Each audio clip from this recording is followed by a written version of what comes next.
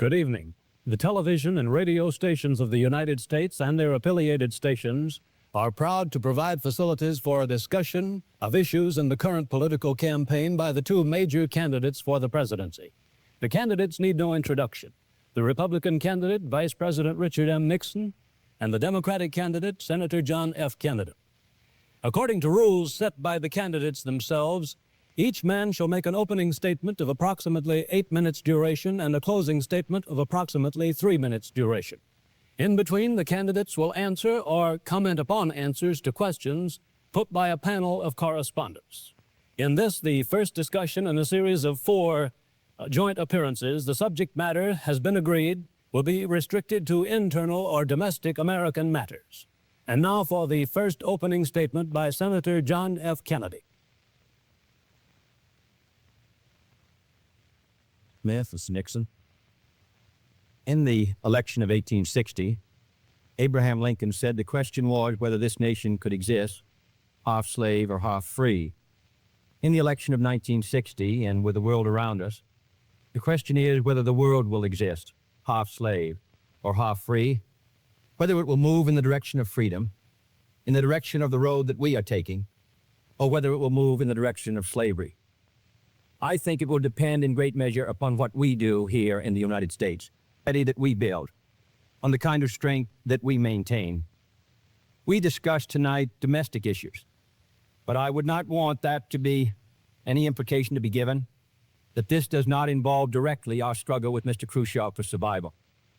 Mr. Khrushchev is in New York, and he maintains the communist offensive throughout the world because of the productive power of the Soviet Union itself. The Chinese communists have always had a large population, but they are important and dangerous now because they are mounting a major effort within their own country. The kind of country we have here, the kind of society we have, the kind of strength we build in the United States will be the defense of freedom. If we do well here, if we meet our obligations, if we're moving ahead, then I think freedom will be secure around the world. If we fail, then freedom fails. Therefore, I think the question before the American people is, are we doing as much as we can do? Are we as strong as we should be? Are we as strong as we must be if we're going to maintain our independence? And if we're going to maintain and hold out the hand of friendship to those who look to us for assistance, to those who look to us for survival? I should make it very clear that I do not think we're doing enough, that I am not satisfied as an American with the progress that we are making. This is a great country, but I think it could be a greater country. And this is a powerful country, but I think it could be a more powerful country. I'm not satisfied to have 50% of our steel mill capacity unused. I'm not satisfied when the United States had last year the lowest rate of economic growth of any major industrialized society in the world. Because economic growth means strength and vitality. It means we're able to sustain our defenses. It means we're able to meet our commitments abroad. I'm not satisfied when we have over $9 billion worth of food, some of it rotting, even though there is a hungry world, and even though 4 million Americans wait every month for a food package from the government, which averages 5 cents a day per individual. I saw cases in West Virginia, here in the United States, where children took home part of their school lunch in order to feed their families because I don't think we're meeting our obligation towards these Americans. I'm not satisfied when the Soviet Union is turning out twice as many scientists and engineers as we are. I'm not satisfied when many of our teachers are inadequately paid or when our children go to school part-time shifts. I think we should have an educational system second to none. I'm not satisfied when I see men like Jimmy Hoffa in charge of the largest union in the United States, still free. I'm not satisfied when we are failing to develop the natural resources of the United States to the fullest. Here in the United States, which developed the Tennessee Valley and which built the Grand Coulee and the other dams in the Northwest United States, at the present rate of hydropower production, and that is the hallmark of an industrialized society, the Soviet Union by 1975 will be producing more power than we are. These are all the things, I think, in this country that can make our society strong or can mean that it stands still. I'm not satisfied until every American enjoys his full constitutional rights. If a Negro baby is born, and this is true also of Puerto Ricans and Mexicans in some of our city, he has about 1/2 as much chance to get through high school as a white baby. He has 1/3 as much chance to get through college as a white student. He has about 1/3 as much chance to be a professional man, about 1/2 as much chance to own a house.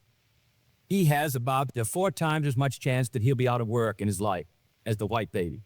I think we can do better. I don't want the talents of any American to go to waste. I know that there are those who say that we want to turn everything over to the government. I don't at all. I want the individuals to meet their responsibility. And I want the states to meet their responsibility. But I think there is also a national responsibility. The argument has been used against every piece of social legislation in the last 25 years. The people of the United States individually could not have developed the Tennessee Valley.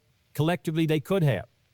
A cotton farmer in Georgia, or a peanut farmer, or a dairy farmer in Wisconsin or Minnesota, he cannot protect himself against the forces of supply and demand in the marketplace, but working together in an effective governmental program, he can do so. 17 million Americans who live over 65 on an average Social Security check of about $78 a month. They're not able to sustain themselves individually, but they can sustain themselves through the Social Security system. I don't believe in big government, but I believe in effective governmental action. And I think that's the only way that the United States is going to maintain its freedom. It's the only way that we're going to move ahead. I think we can do a better job. I think we're going to have to do a better job if we are going to meet the responsibilities which time and events have placed upon us. We cannot turn the job over to anyone else. If the United States fails, then the whole cause of freedom fails. And I think it depends in great measure on what we do here in this country. The reason Franklin Roosevelt was a good neighbor in Latin America was because he was a good neighbor in the United States. Because they felt that the American society was moving again. I want us to recapture that image. I want people in Latin America and Africa and Asia to start to look to America, to see how we're doing things, to wonder what the President of the United States is doing, and not to look at Khrushchev or look at the Chinese communists. That is the obligation upon our generation. In 1933, Franklin Roosevelt said in his inaugural that this generation of Americans has a rendezvous with destiny. I think our generation of Americans has the same rendezvous. The question now is, can freedom be maintained under the most severe attack it has ever known? I think it can be. And I think in the final analysis, it depends upon what we do here. I think it's time America started moving again. And now the opening statement by Vice President Richard M. Nixon. Smith, Senator Kennedy. The things that Senator Kennedy has said, many of us can agree with. There is no question but that we cannot discuss our internal affairs in the United States without recognizing that they have a tremendous bearing on our international position. There is no question but that this nation cannot stand still because we are in a deadly competition. A competition not only with the men in the Kremlin, but the men in Peking. We're ahead in this competition, as Senator Kennedy, I think, has implied.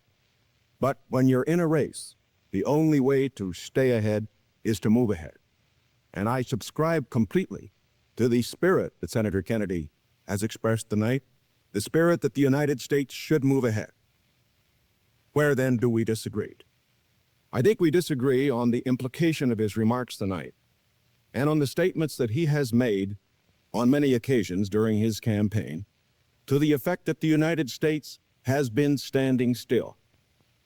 We heard tonight, for example, the statement made that our growth in national product last year was the lowest of any industrial nation in the world. Now, last year, of course, was 1958. That happened to be a recession year. But when we look at the growth of GNP this year, a year of recovery, we find that it's 6 9/10% and one of the highest in the world today. More about that later. Looking then to this problem of how the United States should move ahead and where the United States is moving, I think it is well that we take the advice of a very famous campaigner Let's look at the record. Is the United States standing still? Is it true that this administration, as Senator Kennedy has charged, has been an administration of retreat, of defeat, of stagnation? Is it true that, as far as this country is concerned, in the field of electric power, in all of the fields that he has mentioned, we have not been moving ahead? Well, we have a comparison that we can make. We have the record of the Truman administration of 7.5 years and the 7.5 years of the Eisenhower administration. When we compare these two records in the areas that Senator Kennedy has discussed tonight, I think we find that America has been moving ahead. Let's take schools. We have built more schools in these last 7.5 years than we built in the previous 7.5, for that matter, in the previous 20 years. Let's take hydroelectric power. We have developed more hydroelectric power in these 7.5 years than was developed in any previous administration in history. Let us take hospitals. We find that more have been built in this administration than in the previous administration. The same is true of highways. Let's put it in terms that all of us can understand. We often hear gross national product discussed, and in that respect, may I say that when we compare the growth in this administration with that of the previous administration, that then there was a total growth of 11% over 7 years. In this administration, there's been a total growth of 19% over 7 years. That shows that there's been more growth in this administration than in its predecessor. But let's not put it there. Let's put it in terms of the average family. What has happened to you? We find that your wages have gone up 5 times as much in the Eisenhower administration as they did in the Truman administration. What about the prices you pay? We find that the prices you pay went up 5 times as much in the Truman administration as they did in the Eisenhower administration. What's the net result of this? This means that the average family income went up 15% in the Eisenhower years as against 2% in the Truman years. Now, this is not standing still. But good as this record is, may I emphasize, it isn't enough. A record is never something to stand on. It's something to build on. And in building on this record, I believe that we have the secret for progress. We know the way to progress. And I think, first of all, our own record proved that we know the way. Senator Kennedy has suggested that he believes he knows the way. I respect the sincerity with which he makes that suggestion. But on the other hand, when we look at the various programs that he offers, they do not seem to be new. They seem to be simply retreads of the programs of the Truman administration which preceded. And I would suggest that during the course of the evening, he might indicate those areas in which his programs are new, where they will mean more progress than we had then. What kind of programs are we for? We are for programs that will expand educational opportunity, that will give to all Americans their equal chance for education, for all of the things which are necessary and dear to the hearts of our people. We are for programs, in addition, which will see that our medical care for the aged is much better handled than it is at the present time. Here again, may I indicate that Senator Kennedy and I are not in disagreement as to the aim. We both want to help the old people. We want to see that they do have adequate medical care. The question is the mean. I think that the means that I advocate will reach that goal better than the means that he advocated. I could give better examples, but for whatever it is, whether it's in the field of housing or health or medical care or schools or the development of electric power, we have programs which we believe will move America, move her forward and build on the wonderful record that we have made over these past 7.5 years. Now, when we look at these programs, might I suggest that in evaluating them, we often have a tendency to say that the test of a program is how much you're spending. I will concede that in all the areas to which I have referred, Senator Kennedy would have the federal government spend more than I would have it spend. I costed out the cost of the Democratic platform. It runs a minimum of $13.2 billion a year more than we are presently spending to a maximum of $18 billion a year more than we're presently spending. Now, the Republican platform will cost more too. It will cost a minimum of $4 billion a year more, a maximum of $4.9 billion a year more than we're presently spending. Now, does this mean that his program is better than ours? Not at all. Because it isn't a question of how much the federal government spends. It isn't a question of which government does the most. It's a question of which administration does the right thing. And in our case, I do believe that our programs will stimulate the creative energies of 180 million free Americans. I believe the program that Senator Kennedy advocates will have a tendency to stifle those creative energies. I believe, in other words, that his program would lead to the stagnation of the motive power that we need in this country to get progress. The final point that I would like to make is this. Senator Kennedy has suggested in his speeches that we lack compassion for the poor, for the old, and for others that are unfortunate. Let us understand throughout this campaign that his motives and mine are sincere. I know what it means to be poor. I know what it means to see people who are unemployed. I know Senator Kennedy feels as deeply about these problems as I do. But our disagreement is not about the goals for America, but only about the means to reach those goals. Thank you, Mr. Nixon. That completes the opening statements, and now the candidate will answer questions or comment upon one another's answers to questions put by correspondents of the networks. The correspondents. I'm Sander Van Oker, NBC News. I'm Charles Wan, Mutual News. I'm Stuart Novin, CBS News. Bob Fleming, ABC News. The first question to Senator Kennedy from Mr. Fleming. Senator, the Vice President in his campaign has said that you are naive and at times immature. He has raised the question of leadership. On this issue, why do you think people should vote for you rather than the Vice President? Well, the Vice President and I came to the Congress together. 1946, we both served in the Labor Committee. I've been there now for 14 years, the same period of time that he had. So that our experience in government is comparable. Secondly, I think the question is, what are the programs that we advocate? What is the party record that we lead? I come out of the Democratic Party, which in this century has produced Woodrow Wilson and Franklin Roosevelt and Harry Truman, and which supported and sustained these programs which I've discussed tonight. Mr. Nixon comes out of the Republican Party. He was nominated by it. And it is a fact that through most of these last 25 years, the Republican leadership has opposed federal aid for education, medical care for the aged, development of the Tennessee Valley, development of our natural resources. I think Mr. Nixon is an effective leader of his party. I hope he would grant me the same. The question before us is, which point of view and which party do we want to lead the United States? Mr. Nixon, would you like to comment on that statement? I had no comment. The next question, Mr. Novin. Mr. Vice President, your campaign stresses the value of your 8-year experience, and the question arises as to whether that experience was as an observer or as a participant or as an initiator of policy making. Would you tell us, please, specifically what major proposals you have made in the last 8 years that have been adopted by the administration? It would be rather difficult to cover them in 2.5 minutes. I would suggest that these proposals could be mentioned. First, after each of my foreign trips, I have made recommendations that have been adopted. For example, after my first trip abroad, I strongly recommended that we increase our exchange programs, particularly as they related to exchange of persons of leaders in the labor field and in the information field. After my trip to South America, I made recommendations that a separate inter-American lending agency be set up, which the South American nations would like much better than to participate in the lending agencies which treated all the countries of the world the same.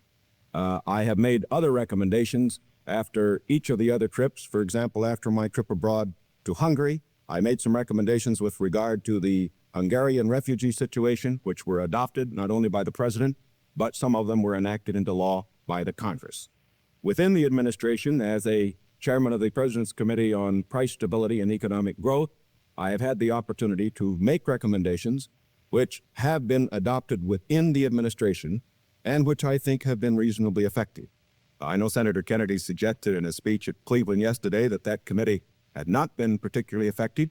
I would only suggest that while we do not take the credit for it, I would not presume to, that since that committee has been formed, the price line have been held very well within the United States. Well, I would say in the latter and that's what I found somewhat unsatisfactory about the figures, Mr. Nixon, that you used in your previous speech. When you talk about the Truman administration, Mr. Truman came to office in 1944 and at the end of the war, and difficulties that were facing the United States during that period of transition, 1946, when price controls were lifted. So it's rather difficult to use an overall figure of taking those 7.5 years and comparing them to the last 8 years. I'd prefer to take the overall percentage record of the last 20 years of the Democrat than the 8 years of the Republicans to show an overall period of growth. In regard to price stability, I'm not aware that that committee did produce recommendations that ever were certainly before the Congress from the point of view of legislation in regard to controlling prices. In regard to the exchange of students, of labor unions, I am chairman of the subcommittee on Africa, and I think that one of the most unfortunate phases of our policy towards that country was the very minute number of exchanges that we had. I think it's true of Latin America also. We did come forward with a program of students for the Congo of over 300, which was more than the federal government had for all of Africa the previous year. So that I don't think that we have moved, at least in those two areas, with sufficient vigor. The next question to Senator Kennedy from Mr. Warren. Senator Kennedy, during your brief speech a few minutes ago, you mentioned farm surpluses. I'd like to ask this. It's a fact, I think, the presidential candidates traditionally make promises to farmers. Lots of people, I think, don't understand why the government pays farmers for not producing certain crops, or paying farmers if they overproduce, for that matter. Let me ask, sir, why can't the farmer operate like the businessman who operates a factory? If an auto company overproduces a certain model car, Uncle Sam doesn't step in and buy up the surplus. Why this constant courting of the farmer? Well, because I think that if the federal government moved out of the program and withdrew its supports, then I think you would have complete economic chaos. The farmer plants in the spring and harvests in the fall. There are hundreds of thousands of them. They're not able to control their market very well. They bring their crops in or their livestock in, many of them about the same time. They have only a few purchasers that buy their milk or their hogs, few large companies in many cases, and therefore the farmer is not in a position to bargain very effectively in the marketplace. I think the experience of the 20s has shown what a free market could do to agriculture. And if the agricultural economy collapses, then the economy of the rest of the United States sooner or later will collapse. The farmers are the number one market for the automobile industry of the United States. The automobile industry is the number one market for steel. So if the farmer's economy continues to decline as sharply as it has in recent years, then I think you would have a recession in the rest of the country. So I think the case for the government intervention is a good one. Secondly, my objection to present farm policy is that there are no effective controls to bring supply and demand into better balance. The dropping of the support price in order to limit production does not work. And we now have the highest surpluses, $9 billion worth. You've had a higher tax load from the Treasury for the farmer in the last few years with the lowest farm income in many years. I think that this farm policy has failed. And my judgment, the only policy that will work will be for effective supply and demand to be in balance. And that can only be done through governmental action.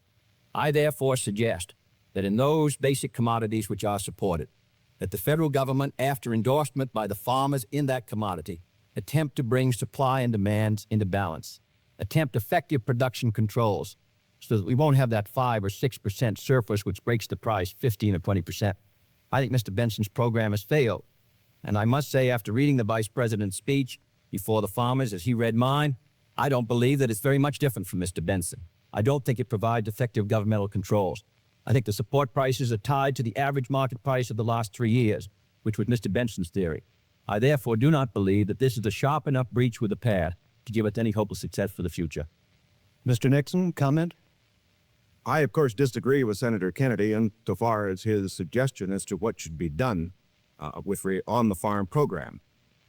He has made the suggestion that what we need is to move in the direction of more government controls, a suggestion that would also mean raising prices that the consumers pay for products and imposing upon the farmers controls on acreage even far more than they have today. I think this is the wrong direction. I don't think this has worked in the past. I do not think it will work in the future. The program that I have advocated is one which departs from the present program that we have in this respect. It recognizes that the government has a responsibility to get the farmer out of the trouble he presently is in because the government got him into it. And that's the fundamental reason why we can't let the farmer go by himself at the present time. The farmer produced these surpluses because the government asked him to through legislation during the war. Now that we have these surpluses, it's our responsibility to indemnify the farmer during that period that we get rid of the surplus. Until we get the surpluses off the farmer's back, however, we should have a program, such as I announced, which will see that farm income holds up.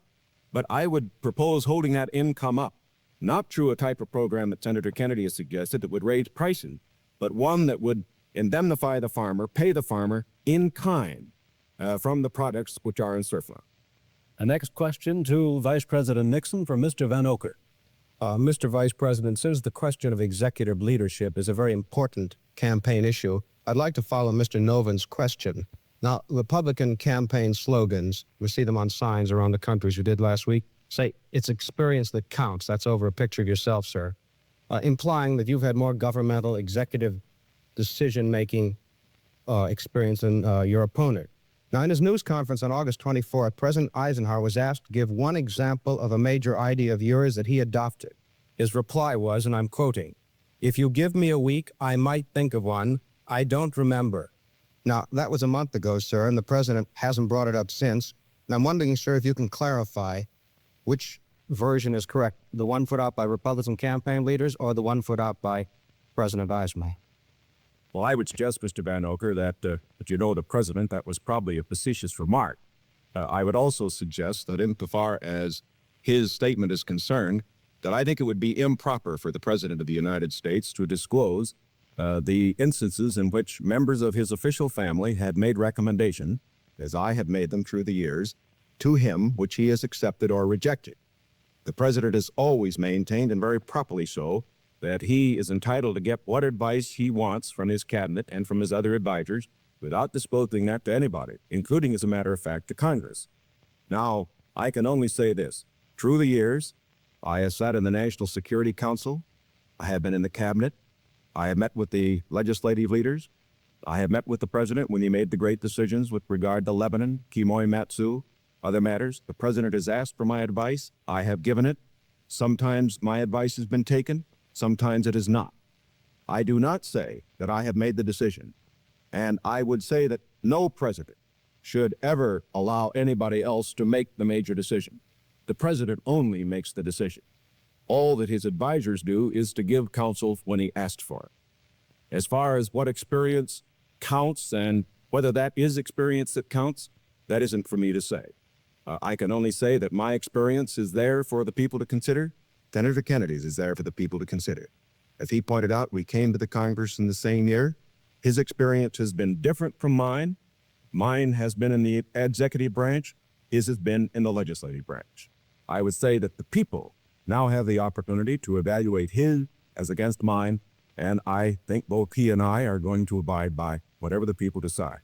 Senator Kennedy? Well, I'll just say that the question is of experience, and the question also is what our judgment is of the future, and what our goals are for the United States, and what ability we have to implement those goals.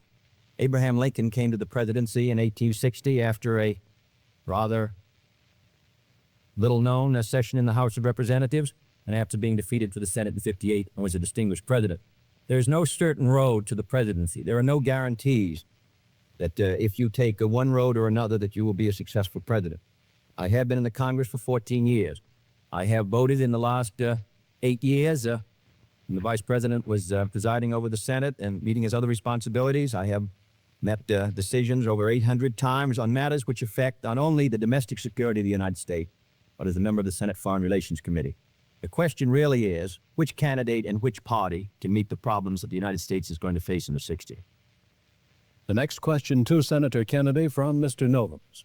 Senator Kennedy, in connection with these problems of the future that you speak of and the program that you enunciated earlier in your direct talk, you call for expanding some of the welfare programs for schools, for teacher salaries, medical care, and so forth, but you also call for reducing the federal debt. And I'm wondering how you, if you're president in January, would go about paying the bill for all this. That doesn't mean that I did not advocate reducing the federal debt because I don't believe that you're going to be able to reduce the federal debt very much in 1961, 2, or 3.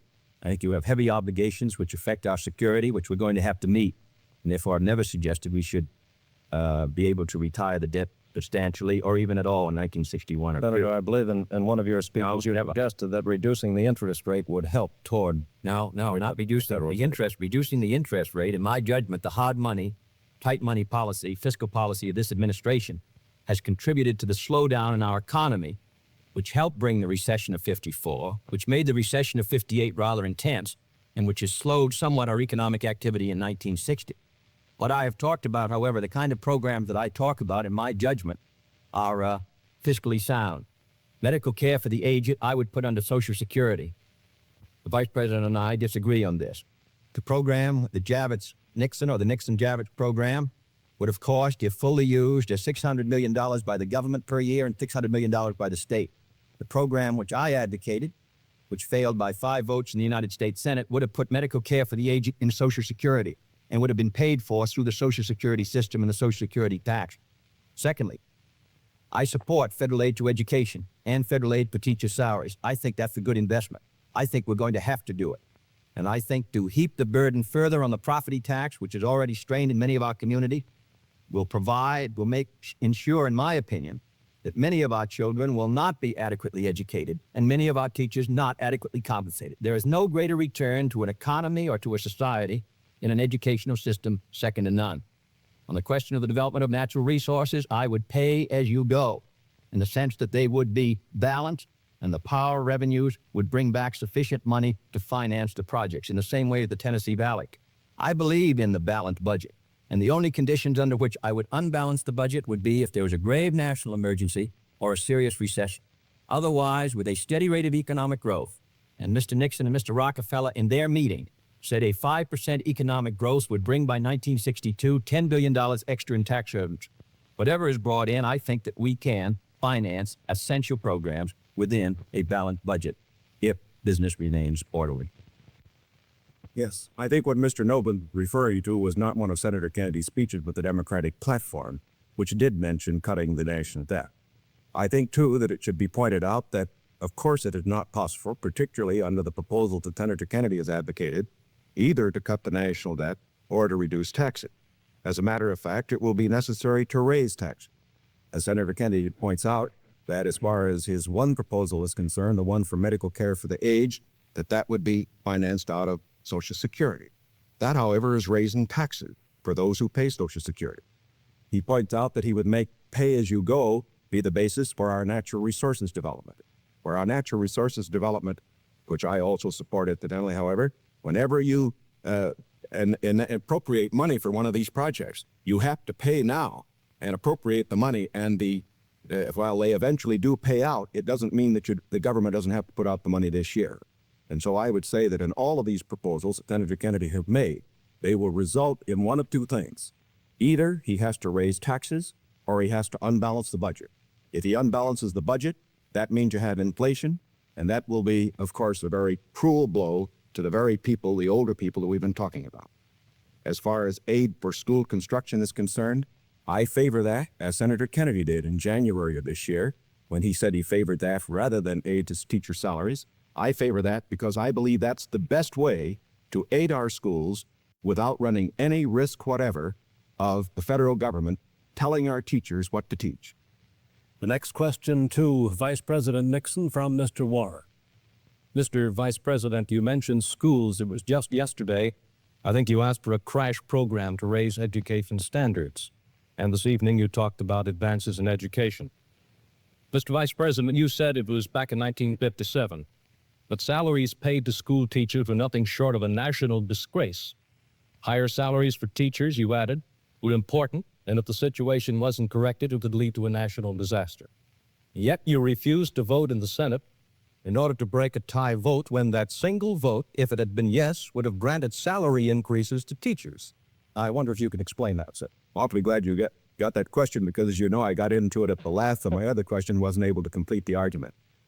I think that the reason that I voted against having the federal government pay teacher salaries was probably the very reason that concerned Senator Kennedy when in January of this year, in his kickoff press conference, he said that he favored aid for school construction, but at that time did not feel that there should be aid for teacher salaries. At least that's the way I read his remarks. Now, why should there be any question about the federal government aiding teacher salaries? Why did Senator Kennedy take that position then? Why do I take it now?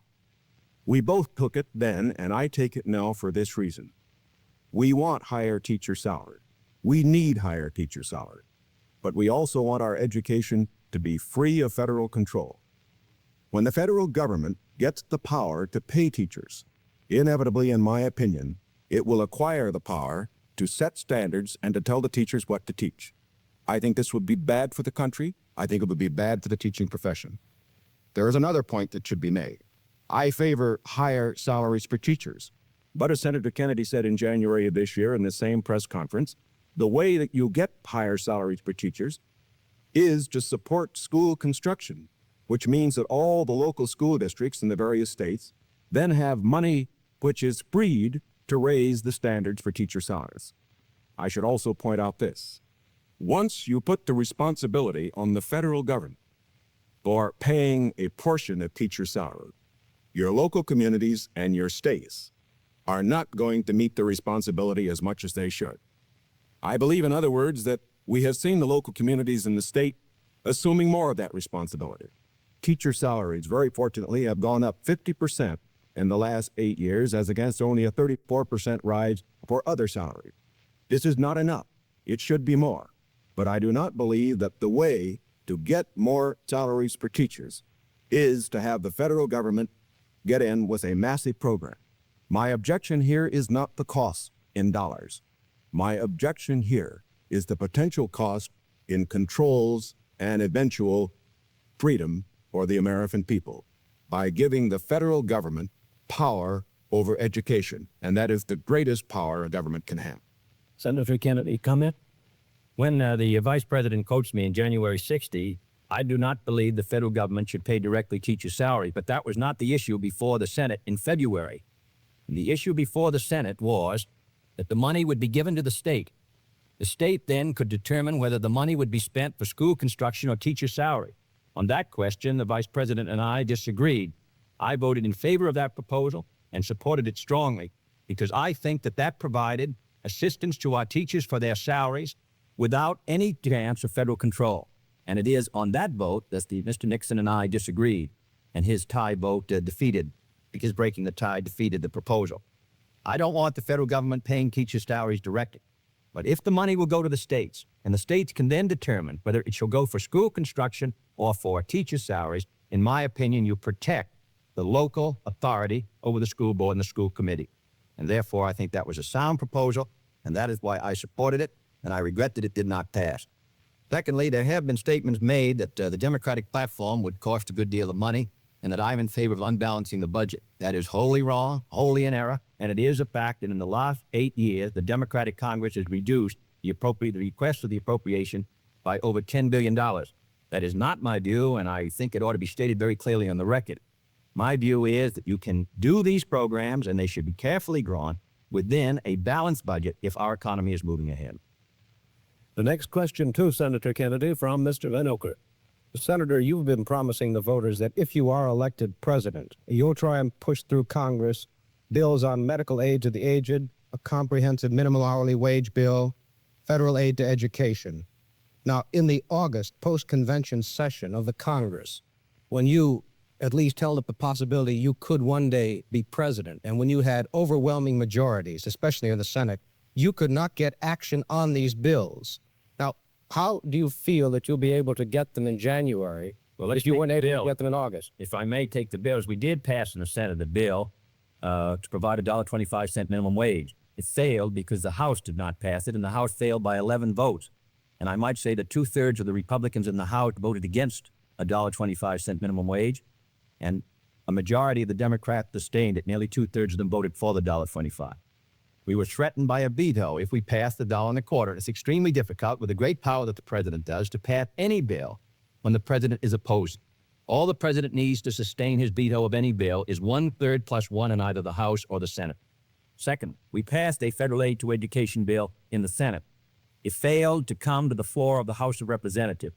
It was killed in the Rules Committee. And it is a fact in the August session that the 4 members of the Rules Committee who were Republicans, joining with 2 Democrats, voted against sending the aid to education bill to the floor of the House. 4 Democrats voted for it.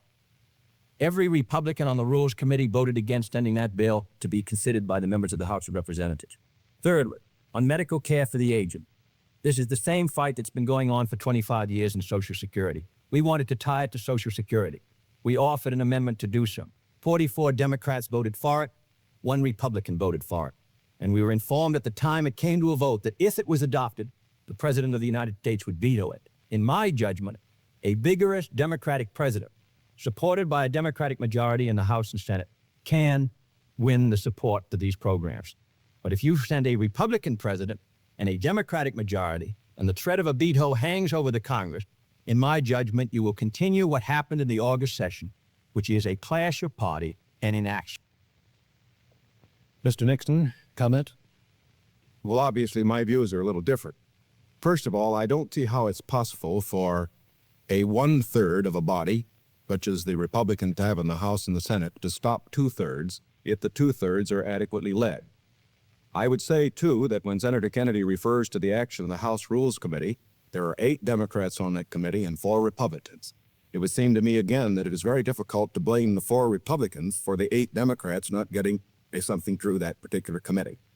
I would say further that to blame the president and his veto power for the inability of the senator and his colleague to get action in this special session misses the mark.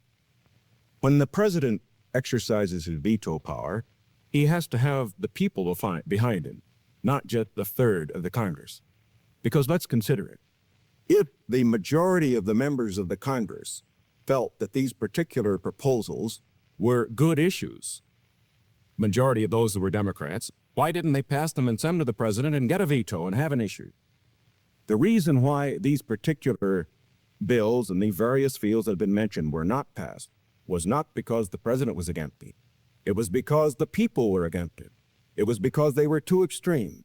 And I am convinced that the alternate proposals that I have, that the Republicans have in the field of health, in the field of education, in the field of welfare, because they are not extreme, because they will accomplish the end without too great cost in dollars or in freedom, that they could get through the next Congress. The next question to Vice President Nixon from Mr. Fleming. Mr. Vice President, do I take it then you believe that you could work better with Democratic majorities in the House and Senate, and Senator Kennedy could work with Democratic majorities in the House and Senate? I would say this, that we, of course, expect to pick up some seats in both in the House and the Senate. We would hope to control the House, to get a majority in the House in this election. We cannot, of course, control the Senate. I would say that a president will be able to lead. A president will be able to get his program through to the effect that he has the support of the country, the support of the people. Sometimes we get the opinion that in getting programs through the House or the Senate, it's purely a question of legislative finagling and all that sort of thing. It isn't really that. Whenever a majority of the people are for a program, the House and the Senate responds to it. And whether this House and Senate in the next session is Democratic or Republican, if the country will have voted for the candidate for the presidency and for the proposals that he has made, I believe that you will find that the president, if it were a Republican, as it would be in my case, would be able to get his program through that Congress. Now, I also said that as far as Senator Kennedy's proposals are concerned, that, again, the question is not simply one of a presidential veto stopping programs. You must always remember that a president can't stop anything unless he has the people behind it. And the reason President Eisenhower's vetoes have been sustained, the reason the Congress does not send up bills to him, which they think will be vetoed, is because the people and the Congress, a majority of them, know the country is behind the president.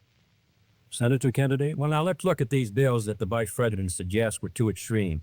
One was a bill for $1.25 an hour for anyone who works in a store or company that has $1 million a year business. I don't think that's extreme at all. And yet nearly 2/3 to 3/4 of the Republicans in the House of Representatives voted against that proposal. Secondly, with the federal aid to education bill. It was a very, because of the defeat of teacher salaries, it was not a bill that met, in my opinion, the need. The fact of the matter is, it was a bill that was less than you recommended, Mr. Nixon, this morning in your proposal. It was not an extreme bill. And yet we could not get one Republican to join. At least, I think, 4 of the 8 Democrats voted to send it to the floor of the House, not one Republican, and they joined with those Democrats who were opposed to it. I don't say the Democrats are united in their support of the program, but I do say a majority are, and I say a majority of the Republicans are opposed to it. The third is medical care for the aged, which is tied to Social Security, which is financed out of Social Security fund. Does not put a deficit on the Treasury. The proposal advanced by you and by Mr. Javits would have cost $600 million. Mr. Rockefeller rejected it in New York, said he didn't agree with the financing at all, said it ought to be on Social Security. So these are 3 programs which are quite moderate. I think it shows the difference between the 2 parties. One party is ready to move in these programs, the other party gives them lip service. Mr. Warren's question for Senator Kennedy. Senator Kennedy, on another subject, communism is so often described as an ideology or a belief that exists somewhere other than in the United States. Let me ask you, sir, just how serious a threat to our national security are these communist subversive activities in the United States today? Well, I think they're serious. I think it's a matter that we should continue to give great care and attention to. We should support the laws which the United States has passed in order to protect us from those who would destroy us from within. We should sustain the Department of Justice in its efforts and the FBI, and we should be continually alert. I think if the United States is maintaining a strong society here in the United States, I think that we can meet any internal threat. The major threat is external and will continue. Mr. Nixon, comment? I agree with Senator Kennedy's appraisal generally in this respect. The question of communism within the United States has been one that has worried us in the past. It is one that will continue to be a problem for years to come. We have to remember that the Cold War that Mr. Khrushchev is waging and his colleagues are waging is waged all over the world, and it's waged right here in the United States. That's why we have to continue to be alert. It is also essential in being alert that we be fair. Fair because by being fair, we uphold the very freedoms that the communists would destroy. We uphold the standards of conduct which they would never follow. And in this connection, I think that we must look to the future, having in mind the fact that we fight communism at home, not only by our laws to deal with communists, the few who do become communists and the few who do become fellow travelers, but we also fight communism at home by moving against those various injustices which exist in our society, which the communists feed upon. And in that connection, I again would say that while Senator Kennedy says we are for the status quo, I do believe that he would agree that I am just as sincere in believing that my proposals for federal aid to education, my proposals for health care are just as sincerely held as his. The question, again, is not one of goals. We're for those goals. It's one of means. Mr. Van Oker's question for Vice President Nixon. Mr. Vice President, in one of your earlier statements, you said, we've moved ahead, we've built more schools, we've built more hospitals. Now, sir, isn't it true that the building of more schools is a local matter for financing? Were you claiming that the Eisenhower administration was responsible for the building of these schools, or is it the local school districts that provide for them? Not at all. As a matter of fact, your question brings out a point that I'm very glad to make. Too often, in appraising whether we are moving ahead or not, we think only of what the federal government is doing. Now, that isn't the test of whether America moves. The test of whether America moves is whether the federal government, plus the state government, plus the local government, plus the biggest segment of all, individual enterprise, moves. We have, for example, a gross national product of approximately $500 billion. Roughly $100 billion to $125 billion of that is the result of government activity. $400 billion approximately is the result of what individuals do. Now, the reason the Eisenhower administration has moved, the reason that we've had the funds, for example, locally, to build the schools and the hospitals and the highway, to make the progress that we have is because this administration has encouraged individual enterprise. And it has resulted in the greatest expansion of the private sector of the economy that has ever been witnessed in an 8-year period. And that is growth. That is the growth that we are looking for. It is the growth that this administration has supported and that its policy has stimulated. Senator Kennedy? Well, I must say, I think the reason that the schools have been constructed is because the local school districts were willing to increase the property taxes to a tremendously high figure, and in my opinion, almost to the point of diminishing returns in order to sustain these schools. Secondly, I think we have a rich country, and I think we have a powerful country. I think what we have to do, however, is have the president and the leadership set before our country exactly what we must do in the next decade if we're going to maintain our security in education, in economic growth, and development of natural resources. The Soviet Union is making great gains. It isn't enough to compare what might have been done 8 years ago, or 10 years ago, or 15 years ago, or 20 years ago. I want to compare what we're doing with what our adversaries are doing, so that by the year 1970, the United States is ahead in education, in health, in building, in homes, in economic strength. I think that's the big assignment, the big task, the big function of the federal government. Can I have the summation time, please? We've completed our questions and our comments, and in just a moment, we'll have the summation time. This will allow 3 minutes and 20 seconds for the summation by each candidate. 3 minutes and 20 seconds for each candidate. Vice President Nixon, will you make the first summation? Thank you, Mr. Smith. Senator Kennedy. First of all, I think it is well to put in perspective where we really do stand with regard to the Soviet Union in this whole matter of growth. The Soviet Union has been moving faster than we have. But the reason for that is obvious. They start from a much lower base. Although they have been moving faster in growth than we have, we find, for example, today, that their total gross national product is only 44% of our total gross national product. That's the same percentage that it was 20 years ago. And as far as the absolute gap is concerned, we find that the United States is even further ahead than it was 20 years ago. Is this any reason for complacency? Not at all. Because these are determined men. They are fanatical men. And we have to get the very most out of our economy. I agree with Senator Kennedy completely on that score. Where we disagree is in the means that we would use to get the most out of our economy. I respectfully submit that Senator Kennedy too often would rely too much on the federal government, on what it would do to solve our problem, to stimulate growth. I believe that when we examine the Democratic platform, when we examine the proposals that he has discussed tonight, when we compare them with the proposals that I have made, that these proposals that he makes would not result in greater growth for this country than would be the case if we followed the programs that I had advocated. There are many of the points that he has made that I would like to comment upon. The one in the field of health is worth mentions.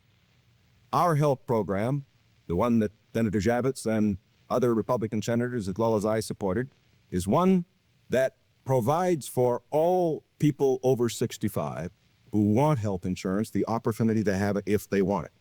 It provides a choice of having either government insurance or private insurance. But it compels nobody to have insurance who does not want it. His program under Social Security would require everybody who had Social Security to take government health insurance whether he wanted it or not. And it would not cover several million people who are not covered by Social Security at all. Here is one place where I think that our program does a better job than his. The other point that I would make is this.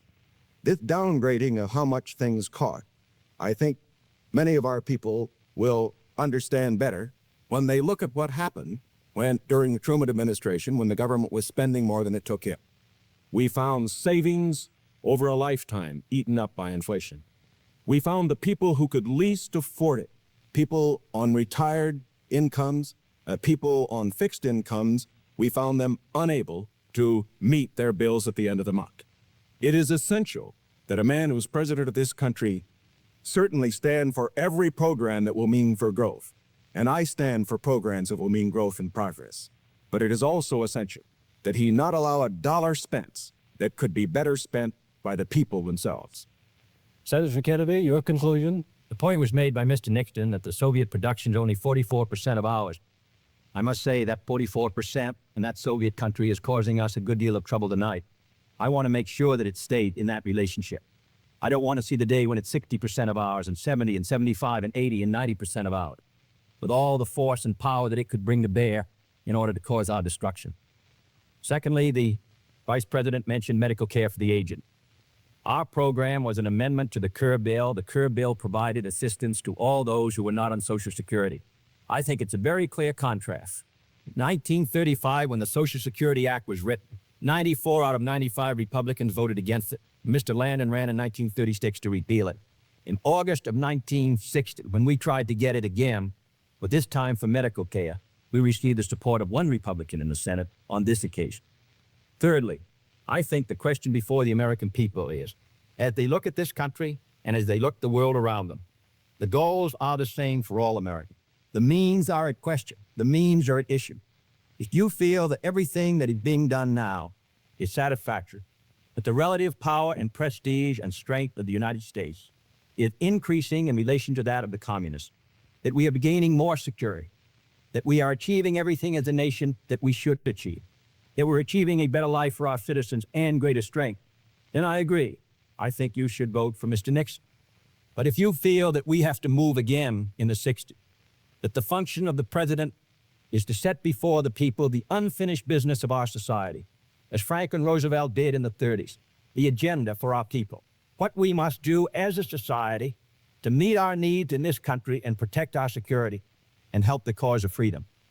As I said at the beginning, the question before us all, that faces all Republicans and all Democrats, is, can freedom in the next generation conquer, or are the communists going to be successful? That's the great issue.